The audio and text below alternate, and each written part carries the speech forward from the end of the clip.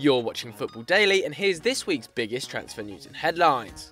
Today has been transfers galore, so firstly let's look at two massive deals that have been completed. Firstly, Paul Pogba's drawn-out move to Manchester United for a world record £89 million was finally confirmed officially this morning, meaning Mourinho has now signed all four of his primary targets. Secondly, John Stones has officially completed his £48 million move to Manchester City after the club were forced into announcing the transfer early. This was due to UEFA publishing City's Champions League squad at just 9 AM, which included John Stones. That was before the citizens had even had a chance to officially unveil their player.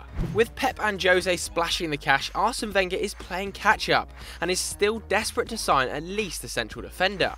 Because of this, his pursuit of German centre-back Shkodran Mustafi is picking up speed, as Arsenal look to hash out a fee with Valencia, according to the Telegraph. Valued at just £25 million, Wenger is expected to pay up, but with Gabriel and Mertesacker both picking up injuries and Laurent Koscielny returning to training unfit, the move must happen sooner rather than later. At the other end of the pitch, Wenger's hunt for a striker continues, and it now seems that he has turned his attention firmly to Inter's Mauro Icardi. The striker is valued at around £45 million by the Milan side, however Arsenal hope to get that fee down to around £30 million and Olivier Giroud, according to Gazzetta dello Sport. The alternative option remains Alexandre Lacazette, but with a similar fee being banded around for the Frenchman, it could well come down to Wenger's personal preference up top.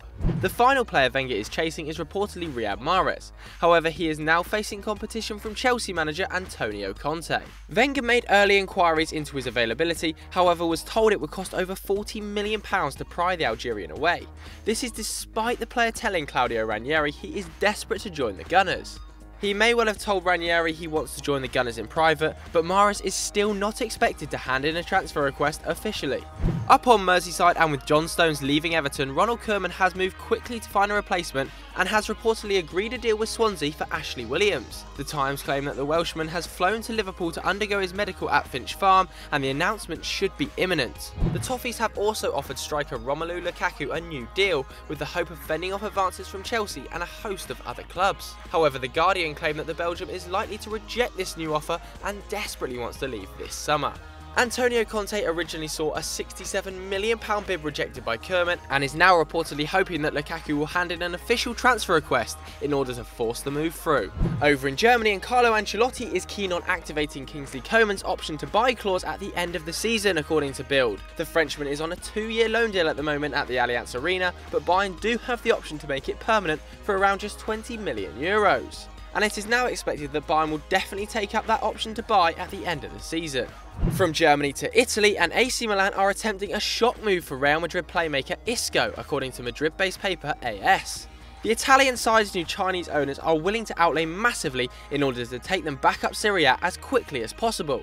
Calcio Mercato also claim that the club will use any funds from the potential sale of Carlos Bacca to help the deal for Isco. However, we can't see a player of that quality moving to a club like AC Milan. And finally, it seems Pep Guardiola wants to sell Samir Nasri after the player returned to training overweight and underfit. So Paul Pogba looks like he has completed his Manchester United move, but what do you guys think at home? Is it a good one, or have they overspent? Let us know in the comments below. And if you enjoyed this video, why don't you check out Sunday's Football Face-Off, where me and Patrick Van Straten go head-to-head to discuss whether we think Mourinho or Pep Guardiola is a better manager. And as always guys, please do like and subscribe.